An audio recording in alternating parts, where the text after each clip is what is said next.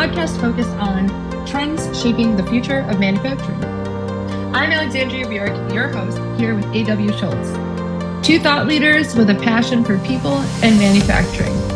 Today and every episode, we are diving deep into the advancements, sustainable practices, and dynamic changes transforming how we produce everything. And now welcome Alexandria Burek and A.W. Schultz. Hey everybody, welcome to another episode of Factory of the Future. I'm here with A.W. Schultz. I'm Alexandria Burek. And today we have an exciting new piece of the show that we are introducing. A.W. and I decided last week that we wanted to start bringing some fun facts to the show. So today what we have for you guys is a fact about when the first assembly line was created. So naturally, I ChatGPT'd mine, and AW is a scholar, so he knew his off the top of his head. The answers are different. ChatGPT told me that the first automated assembly line, was invented in 1913 by Henry Ford, and that it was automated because it used a conveyor belt to bring the parts to the workers who were stationary. So I thought was pretty interesting, and I think is a pretty obvious example of an automated use of technology, or however you want to call it. But AW, why don't you share your take on it from a scholarly perspective? Well, first of all, Alexander, I wouldn't say you're wrong. You're absolutely right. You said assembly line. I was thinking manufacturing, but what I'd shared with you is that it was around the 1700s when France and Europe were actually at war. There was a need for people to do work. Slavery was predominant. And there was also the advancements in technologies within steam and coal, which led to energy being unavailable. And the textile industry became part of it, which was one of the leading manufacturers at the time. But you are right about the assembly line. If you look at the picture in the back, that's actually a quote from Henry Ford on the needs and trainings, and it's a picture of the Model T being built. But you are absolutely correct on the theory of assembly line. So that's cool. Congrats to ChatGPT and you. ChatGPT wins again. Yeah, I swear to God, I need to create an Instagram account called ChatGPT and me. So okay, cool. Well, thank you for the education on that. With the steam, it's interesting. I think that's one of the things we all take for granted now is just having energy available, right? Like that was a huge development for them. And then how did they harness it and turn it into kind of what it is today is an amazing thing to think about. So you were in the middle of researching some stuff in advance of the show. So I'd love to turn it over to you and let you introduce kind of our topic today. And then hopefully we'll just have a really cool conversation that the audience will enjoy. Yeah. So I've been doing research on, as our podcast says, the factory of the future. And it's something that's always excites me to know what's going on in the world, what's changing on it. And I'm always getting drawn into what's going on in Europe. They seem to do a lot of the research on it and kind of bringing the ways on what's going on in technology. Now, for me, I talk about Industrial 5.0, which to those out there is more of an evolution and a theory. But as I was doing some research up to this podcast, I took it back into what Industrial 4.0 is. Yeah. Now, 4.0 is all that data that's out there, that putting that stuff in the cloud, running algorithms, and maximizing efficiencies. But I came across a survey done by Deloitte in, I'm going to say it was 2018. Nice. Now, well, the data is pretty solid. They did 1,600 C-level executives in 19 countries. I wish I knew how they get a hold of them. That'd be pretty cool. And they were asking them on their readiness for Industrial 4.0.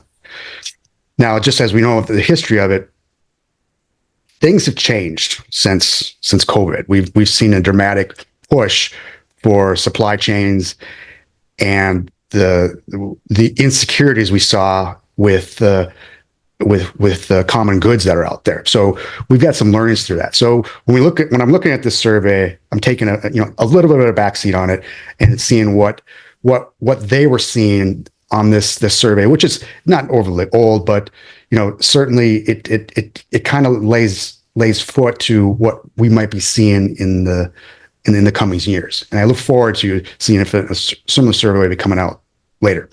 Cool. But on the survey, it divided out into 4 different categories. One, they're asking about what the social impact on it. What do the executives in these roles see, and not just an organization, but society as a whole. Yeah. The strategies that they're bringing forth on industrial 4.0 technologies, that mindset, the decision making, how to stay agile and quick and flexible.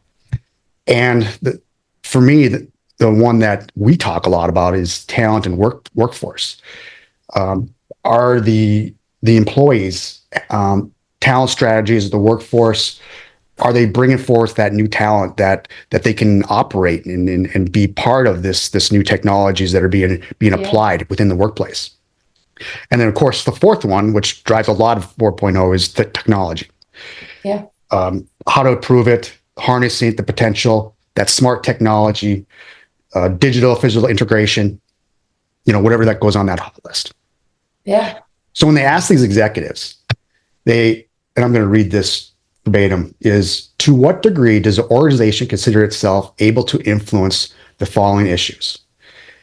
And unsurprisingly, 60% of these executives deliver the best possible product. They want to deliver the best possible product to the consumers. Yeah. That was a 60. And jumping to the very far end of it, 10% was concerned about environmental sustainability. Now, when we talk about 5.0, that really contradicts it. But what I found is interesting is I went in, there was several questions on it, but the 2 that really resonated me is the next one was, which of the following issues will have the greatest impact on organization over the next 5 years? So right around the time we have here. Yeah. The 41% of the executives, and there was multiple different questions they asked, but they believe the changing regulatory environment. Oh, okay. So while they're least concerned with it, they are very concerned that it's going to be impacted on them through regulatories. So do you interpret that as them saying, hey, we're not concerned with it, but we identify it as a risk that we may have to agilely act on in the future? Yeah. That's exactly kind of my interpretation of that. Yeah. And it's also that unless someone does something about it, we're not going to do anything about it. Yeah. Okay. Interesting. Okay. I mean, we all can't, I can't say I wouldn't say blame is the right word, but I can't say I'm surprised, right? It feels like a company isn't necessarily motivated to reduce their margins, unnecessarily, right? Like those people, the C-level executives, they're not rewarded based on reducing margins, but having a greater environmental, that's not part of the reward system, at least as far as I can see. And be interesting to see how tax credits affect that, because with regulatory and with incentives, you would think that there would be equal and better tax credits available to the organizations that are moving in that more environmentally conscious and sustainable direction. Yeah, agreed. Yeah. And many of the data out there,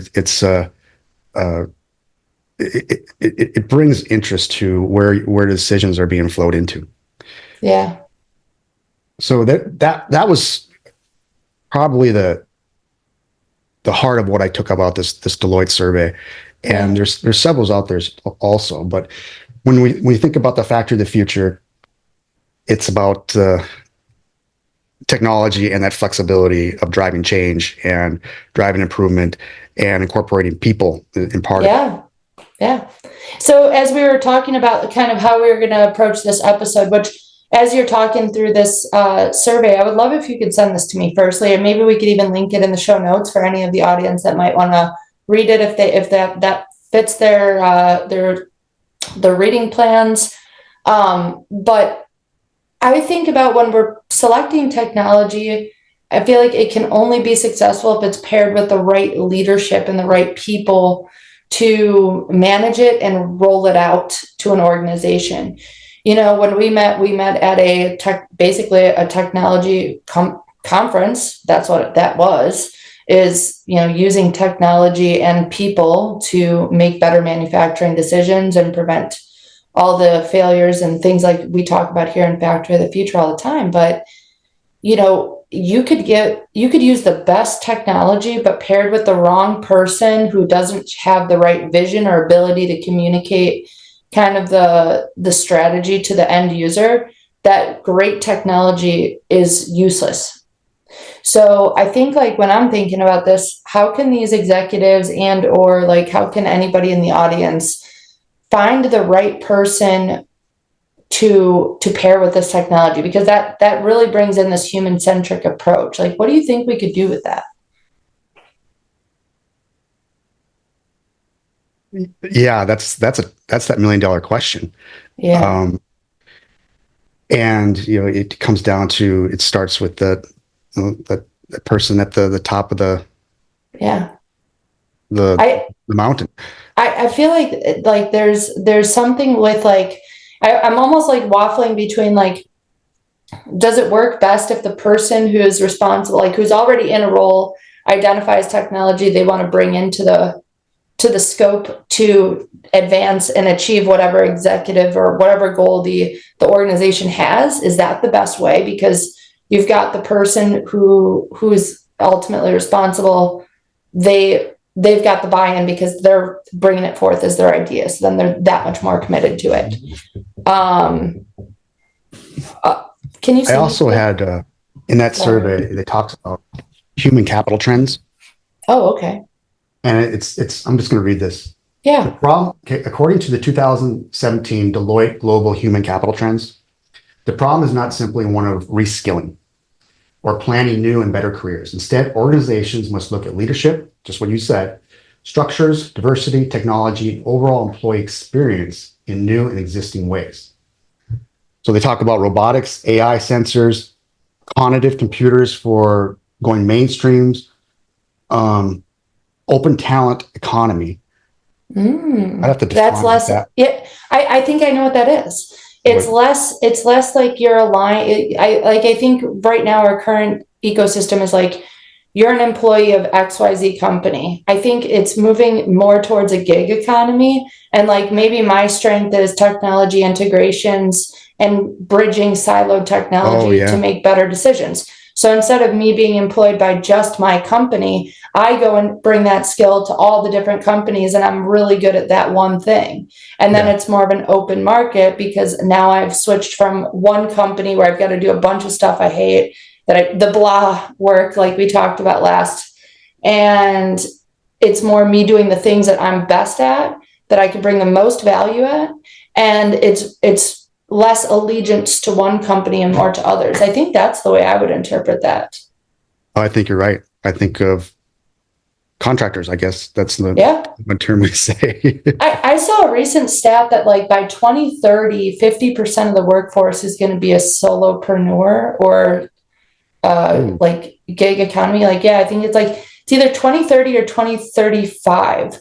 And I'm like, thank God, that's such a relief. Like, I think that's kind of funny that that's how I think about that. But okay. So I think that executives would benefit from that. If you think about and also, by the way, I think what we should do, this is a total sidebar, I think we should try to reach out to those executives and see if we could get any of them to come on the show and like ask them questions about then versus now, and see like what's taken shape about kind of like, some of these things. That might be really interesting. Yeah.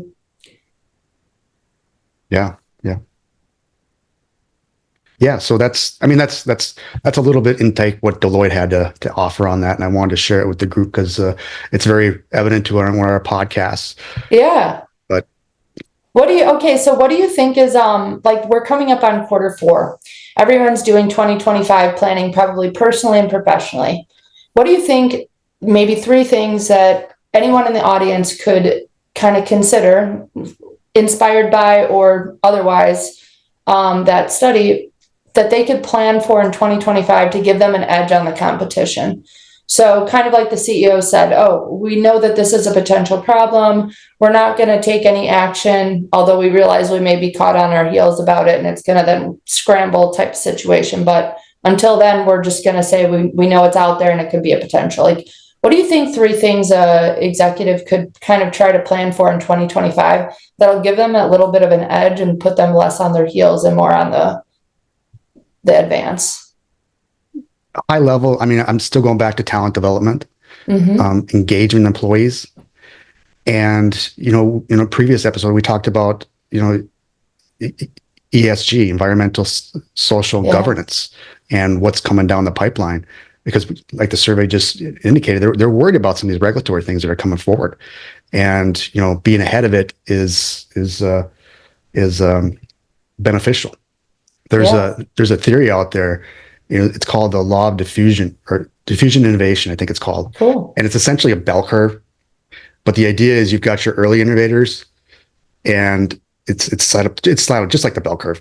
And then you've got your ones that come along later, and then there's probably like me, and then there's the lagging indicators, people that come along later. But the early innovators are usually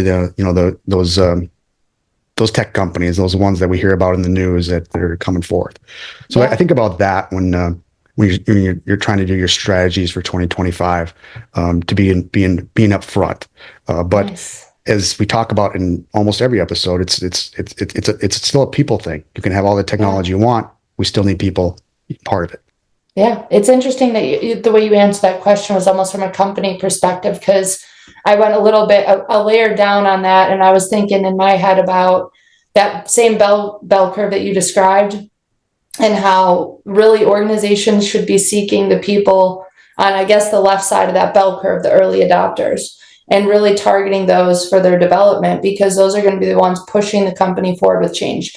Those are going to be the ones who are agile and ready to act on whatever regulatory or otherwise, things get thrown. They're the ones who thrive in those changes and see the possibilities and the ways of reinvention. So I feel like that was a great episode. I feel like it's time for us to clock out.